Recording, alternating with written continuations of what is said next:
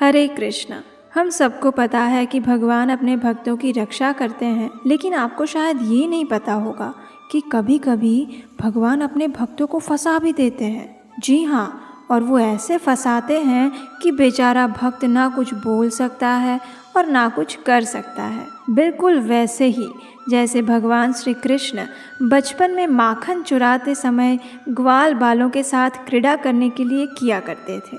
लेकिन हाँ, एक बात ज़रूर है कि जब भगवान अपने भक्तों को फंसाते भी हैं तो उसमें भी भगवान और उनके भक्त के बीच में एक मधुर सुख का ही आदान प्रदान होता है और उसे केवल भगवान और उनके भक्त ही समझ सकते हैं। और आपको जानकर आश्चर्य होगा कि ऐसी शरारत वाली लीलाएं सिर्फ भगवान श्री कृष्ण ही नहीं करते। ऐसे कार्यों में हमारे जगत के नाथ भगवान जगन्नाथ जी भी ज़रा भी पीछे नहीं हैं। क्या आप उनकी ऐसी कोई लीला जानते हैं? नहीं ना? चलिए आज हम आपको भगवान जगन्नाथ जी की एक ऐसी ही मीठे रस से भरी लीला का आस्वादन कराते हैं जिसे सुनकर आपका हृदय भी भक्ति रस से भर जाएगा। ये कथा एक ऐसे भक्त की है जो रहते तो है जगन्नाथपुरी धाम में, लेकिन भगवान जगन्नाथ के साथ उनका आदान प्रदान एक मित्र के रूप में है, जिनके साथ कई बार भगवान जगन्नाथ एक बालक के रूप में खेलने भी आते हैं और कभी कभी उनकी सेवा करने के लिए भी आते हैं। जी हाँ, हम बात कर रहे हैं भगवान जगन्नाथ के परम भक्त रघुदास की। रघुदास अत्यंत सरल और बालक के समान स्वभाव वाले भक्त थे। वे पुरी में सिंह द्वार के पास रहते थे। उनकी भक्ति और जगन्नाथ जी के साथ उनके साख्य भाव के आदान प्रदान के विषय में सभी लोग जानते थे। सभी लोग उन्हें आदर और सम्मान देते थे, लेकिन रघुदास को इनसे कोई फर्क नहीं पड़ता। उनके लिए तो उनकी दुनिया बस उनके जगन्नाथ जी तक ही सीमित थी।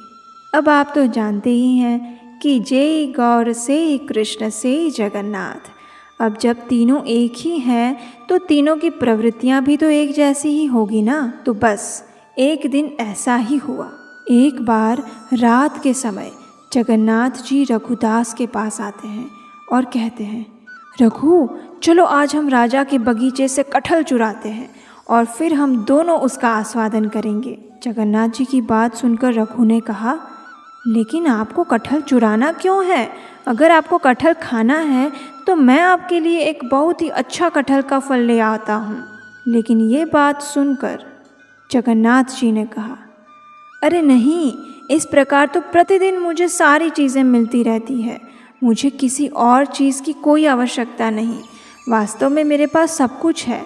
मैया यशोदा मुझे इतने प्रेम से इतना सारा माखन खिलाती है, लेकिन फिर भी मैं दूसरों के घर में माखन चुराने जाता हूँ। पता है क्यों? क्योंकि चुरा के खाने में जो आनंद आता है ना, आहा, ऐसा आनंद आसानी से मिलने वाली चीज़ों में नहीं मिलता। और इसीलिए मैं चाहता हूँ कि आज मैं तुम्हें भी इस आनंद की अनुभूति करवाऊँ। रघुदास ने कहा, अरे नहीं, मुझे ऐसी कोई अनुभूति नहीं करनी। यदि राजा को इस बात का पता चल जाएगा तो वो आपको तो कुछ नहीं कहेंगे, लेकिन मेरा क्या होगा, ये सोचा आपने? इस प्रकार रघुदास के मना करने के बाद भी जगन्नाथ जी बार बार उसे कटहल चुराने के लिए कहते रहे। आखिरकार अब बेचारे रघुदास क्या करते? उन्हें थक हार के भगवान जगन्नाथ की बात माननी पड़ी और इस प्रकार भगवान जगन्नाथ और उनके नैष्ठिक भक्त रघुदास की सेना चल पड़ी राजा के बगीचे में कटहल चुराने के लिए। ज़रा कल्पना करके देखिए कि वो दृश्य कैसा होगा जब ये दोनों मित्र राजा के उद्यान में जाकर कटहल चुराएंगे। चलिए आगे क्या होता है देखते हैं। अब बगीचे में तो पहुंच गए और आप तो जानते ही हैं हमारे जगन्नाथ जी यानी पक्के खिलाड़ी कहीं से भी कोई अवसर नहीं चूकते। उन्होंने रघुदास को कहा, देखो रघु, ये कटहल का पेड़ बहुत बड़ा है और इस पर बड़े बड़े फल लगे हुए हैं। ऐसा करो, तुम इस पेड़ पर चढ़ जाओ, मैं यहाँ नीचे खड़ा हूँ। तुम ऊपर से कोई अच्छा वाला फल तोड़ लो और उसको नीचे फेंक देना और नीचे से मैं उसे पकड़ लूँगा। उसके बाद तुम नीचे आ जाना और फिर किसी को पता ना चले वैसे हम दोनों यहाँ से भाग जाएंगे। अब रघुदास इसमें क्या बोलेंगे? जगन्नाथ जी की रणनीति को शिरोधार्य करके वे तो चढ़ गए कटहल के पेड़ पर। वहाँ से एक अच्छा सा बड़ा सा कटहल का फल तोड़ लिया और नीचे आवाज़ लगाई, जगन्नाथ क्या आप तैयार हो? मैं कटहल का फल नीचे फेंक रहा हूँ, उसे पकड़ लेना। जगन्नाथ ने कहा, हाँ हाँ मैं यहीं पर हूँ, तुम फेंको उसे, अभी फेंको। ये सुनकर अब रघुदास ने तो फल नीचे फेंक दिया और सोचा कि नीचे जगन्नाथ जी उसे पकड़ लेंगे। लेकिन ये क्या, कहाँ है जगन्नाथ जी? अरे वो वहाँ होंगे तब तो पकड़ेंगे ना। धड़ाम से वो कटहल का फल नीचे ज़मीन पर गिरा, ज़ोर से आवाज़ आई और फल 2 हिस्सों में टूट गया।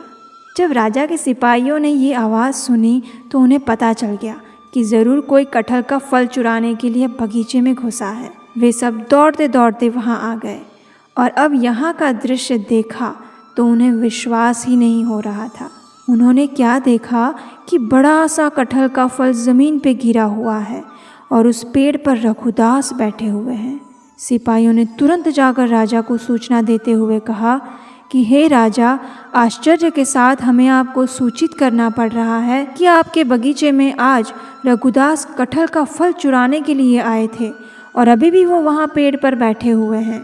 ये सुनकर राजा को भी आश्चर्य हुआ कि रघुदास कटहल चुराने के लिए कैसे आ सकते हैं, और ये सोचते हुए राजा तुरंत वहाँ पहुँच गए। वहाँ जाकर उन्होंने देखा तो सच में रघुदास अभी भी पेड़ पर बैठे हुए थे और नीचे में कटहल का टूटा हुआ फल पड़ा था।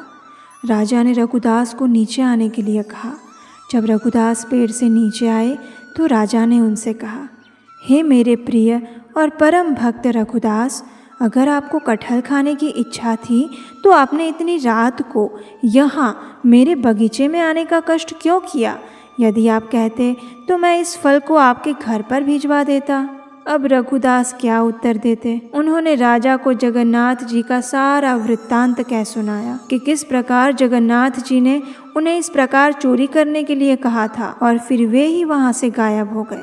ये सुनकर राजा और सिपाही सभी लोग हंसने लगे।